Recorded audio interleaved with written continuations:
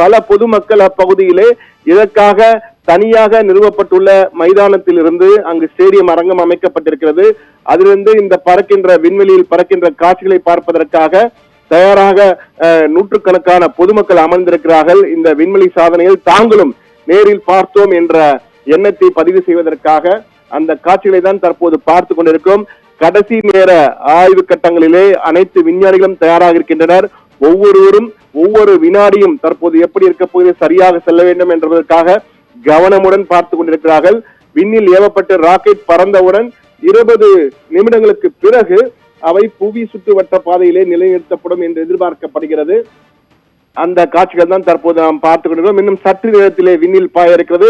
இன்னும் சற்று நேரம் என்று சொல்வதை விட இன்னும் 3 நிமிடங்கள் 15 நொடி, சரியாக 3 நிமிடங்கள். தற்போது 2.59 வினாடிகள், 2 நிமிடங்கள் 51 வினாடிகள் சரியாக இருக்குது. கடைசி நேரத்தில் இருக்கிறோம்.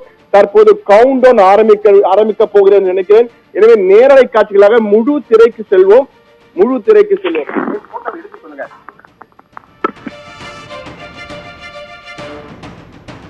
அந்த முழு திரையிலே காட்சிகளை பார்க்கலாம். அந்த காட்சிகள் என்றால் இன்னும் சற்று நேரத்திலே பறக்க விண்ணை நோக்கி பாய இருக்கிறது. புதிய வரலாற்றை நோக்கி இந்திய விண்வெளித்துறை சுமந்து செல்ல போகிறது இந்த PSLV-660 ராக்கெட். இஸ்ரோ தலைவர் சோம்நாத் உள்ளிட்ட மூத்த விஞ்ஞானிகள் கண்ணும் கருத்துமாக தற்போது அந்த காட்சிகளை பார்த்து கொண்டிருக்கிறார்கள். அந்த நேரலை காட்சிகளை தற்போது பார்த்து கொண்டிருக்கிறோம். அந்த கவுண்ட் டவுன் ஆரம்பிக்க போகிறது. கடைசி கட்ட கவுண்ட் டவுன். இன்னும் 2 நிமிடங்கள் தான் இருக்கின்றன. சரியாக 2 நிமிடங்கள் இருக்கிறது. விண்ணில் பறப்பதற்கு 2 நிமிடங்கள். எனவே நேரலையாக அங்குள்ள அந்த காட்சி பதிவுகளை நேரலையில் தற்போது பார்ப்போம். Rendezvous, docking, undocking and power transfer takes place. The mission will be a forerunner for autonomous docking needed for future lunar missions like Chandrayaan-4, ISRO's ambitious program of building and operating of Bharatiya Antariksha Station.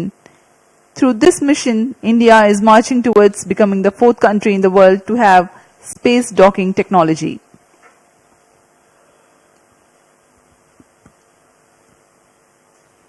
अब हम उड़ान से ठीक 1 minute 30 second की दूरी पर